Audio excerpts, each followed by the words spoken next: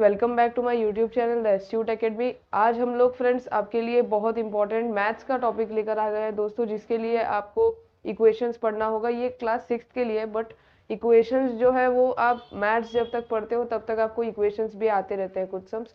तो अगर आपको कुछ मतलब क्वेरीज हो, कुछ बेसिक्स कॉन्सेप्ट आपका क्लियर ना हो, तो आप भी ये वीडियो देख सकते हो, चाहे आप कौन से भी स्टैंडर्ड के हो। ठीक है, हमारा ये पहला टॉपिक है इक्वेशंस। ठीक है, हम यहाँ पर कुछ इसके सम सॉल्व करेंगे, कुछ बेसिक कॉन्सेप्ट सीखेंगे। ठीक है, और लेक्चर अपना एंड करेंगे। ये हमारा लेक्चर नंबर 1 है इक्वेशंस का। ठीक है, तो शुरू करते हैं अब फ्रेंड्स। ये इक्वेशंस, ठीक है, इक्वेशंस आज हमारा चैप्टर है, नया फ्रेश चैप्टर।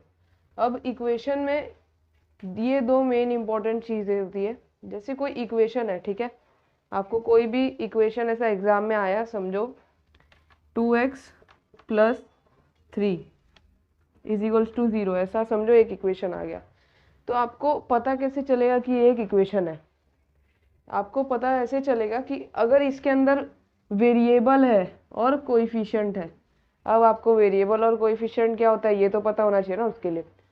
वेरिएबल मतलब अल्फ़ाबेट, कोई भी अल्फ़ाबेट पढ़े ना बच्चों ने, ABCD, वो मतलब कोई भी अल्फ़ाबेट। ठीक है, वो हमारा क्या होता है? वेरिएबल। हमेशा याद रखना कि अल्फ़ाबेट का मतलब होता है वेरिएबल। ठीक है, इक्वेशन बनाना होगा तो दो चीज़ें इंपॉर्टेंट होती है, कौन सी? वेरिएबल और कोएफिशिएंट। ठीक है, वेरिएबल को हम लोग बोलते हैं अल्फ़ाबेट, कोएफिशिएंट को हम लोग बोलते हैं नंबर। अब देखो, अब नंबर आप लोग बोलोगे भैया नंबर तो नेगेटिव में भी आते हैं, अपॉन में भी आते हैं, मल्टीप्लिकेशन में भी आते हैं, तो क्या करें, नहीं डाले। देखो, नंबर जो होते हैं ना, वो कोएफिशिएंट में, इक्वेशन में कोई भी नंबर आ सकता है। ठीक है, जैसा अगर यहाँ पर 2x + 3 है, यहाँ पर समझो मैंने अगर 2x - 3 डाला, तो ये -3 एक इंटेजर हो गया, नेगेटिव नंबर हो गया ना।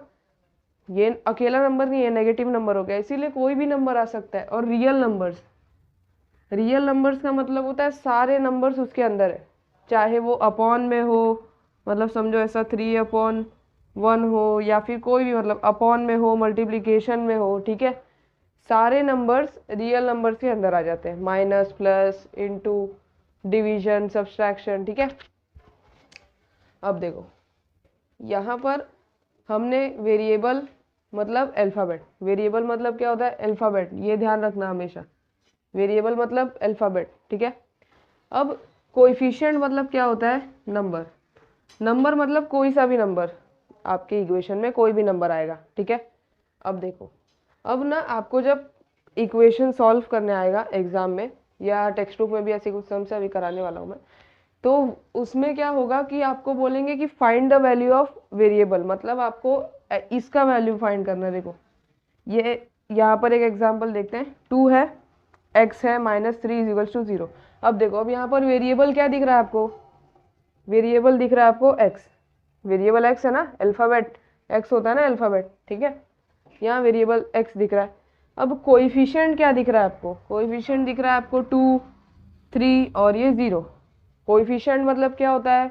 नंबर, रियल नंबर मतलब कोई भी नंबर।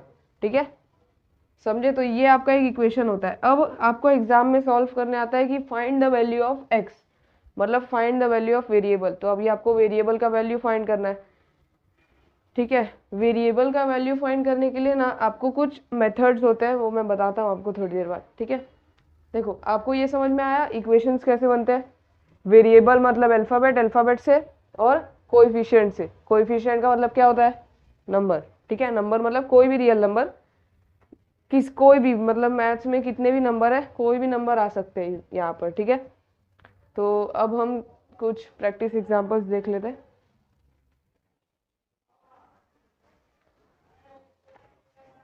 इसके लिए मुझे रफ करना पड़ेगा पूरा।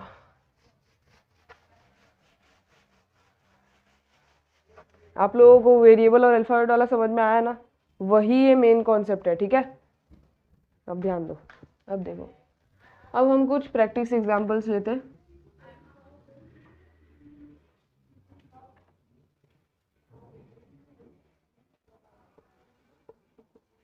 देखो, प्रैक्टिस एग्जांपल्स। ठीक है, अब यहाँ पर पहला एग्जांपल, हम लोग पहला एग्जांपल समझो ले रहे हैं 8 8x, ठीक है, 8x माइनस 3 इज 0। अब मुझे आप लोगों को कुछ मेथड्स मतलब कुछ ट्रिक बताना है जिसकी वजह से ये सम सॉल्व होते हैं।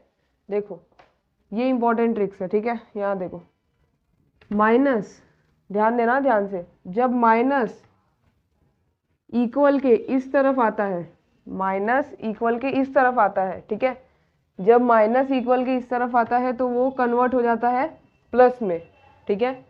और जब प्लस इक्वल के इस तरफ आता है तो किस में कन्वर्ट हो जाता है, माइनस में, ठीक है।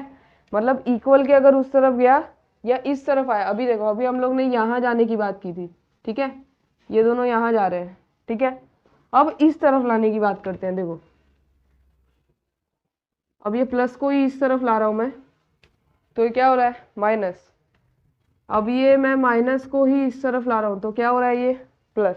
समझ रहे हो ना, मतलब जो इक्वल के कहीं भी जाए, मतलब इक्वल को क्रॉस करके अगर राइट हैंड साइड गया या इक्वल को क्रॉस करके अगर लेफ्ट हैंड साइड गया तो फिर उसका जो साइन होता है वो चेंज हो जाता है, प्लस है तो माइनस, माइनस है तो प्लस, ठीक है।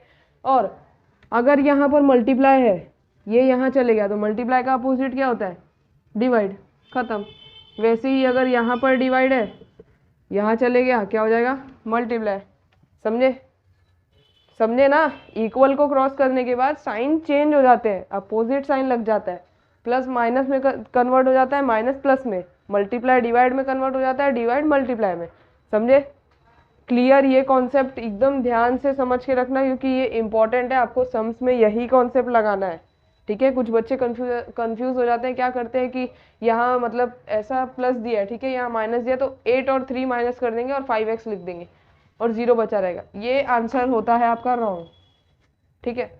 तो इक्वेशंस के सम को सॉल्व करने के लिए ना आपको ये और ये वाला नोट और एक वो वेरिएबल और कोएफिशिएंट वाला नोट बहुत इंपॉर्टेंट है, उसको ध्यान में रखना, ठीक है। सो अब हम इस प्रैक्टिस एग्जाम्पल को सॉल्व करके दिखाते हैं, ठीक है। यही इसी नोट के ऊपर सॉल्व होगा ये। उप्स, सॉरी सॉरी, अभी देखो देखो यहाँ पर अब क्या दिया है, 8x माइनस 3 इज 0, ठीक है। अब मैं क्या करूँगा, 3 है ना, 3, ये 3 को मैं नहीं, रुको आपके लिए मैं और सिंपल बना देता हूँ। देखो 8x इज 3 लिख देता हूँ, ठीक है।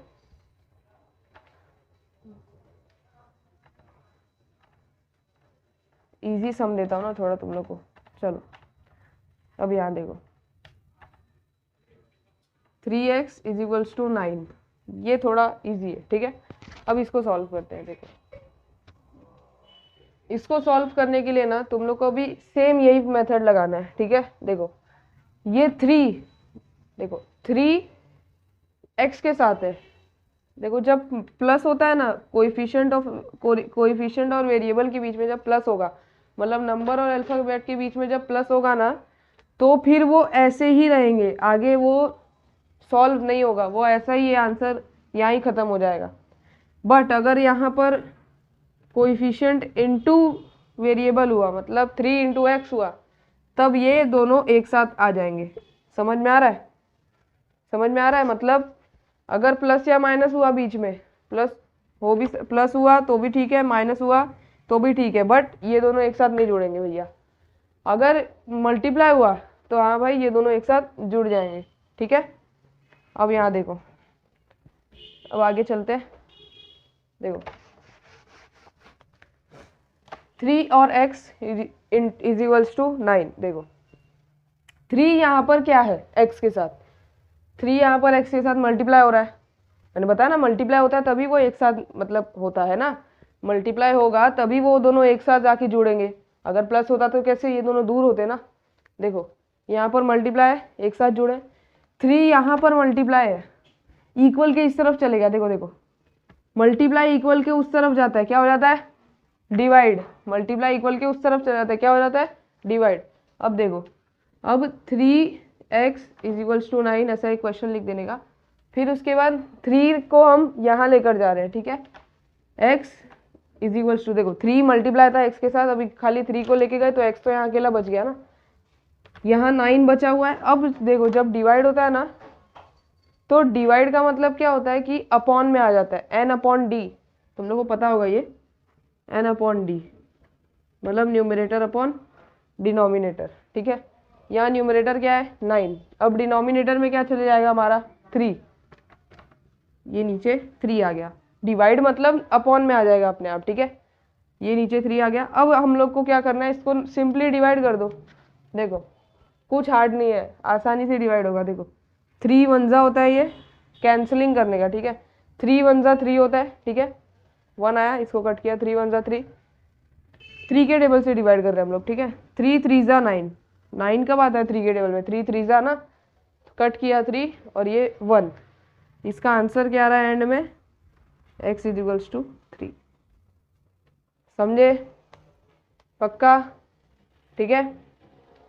अब यहाँ पर एक लास्ट प्लस माइनस का सॉल्व कर देते हैं, तो आज का ये बेसिक एग्जाम्पल्स और प्रैक्टिस एग्जाम्पल्स खत्म हो जाएगा ये हमारा लेक्चर। फिर उसके बाद हम अगला प्रैक्टिस सेट सॉल्व करेंगे, ठीक है, अगले लेक्चर में, वो आप लोगों को कल तक मिल जाएगा। देखो अभी t minus 8 is equals to 3, आप देखो अब इसमें क्या बोला है कि find the value of t। अब हर एक में ना आपको वेरिएबल का ही वैल्यू फाइंड करना है, ठीक है, हर एक में आपको वेरिएबल का वैल्यू फाइंड करना है। इसमें क्या है, वेरिएबल अल्फाबेट है ना t, तो वेरिएबल क्या हुआ इसमें t। अब t का वैल्यू फाइंड करना है, तो ऐसा पहले एक बार क्वेश्चन लिख देने का अच्छा लगता है थोड़ा एग्जाम पेपर में, ठीक है।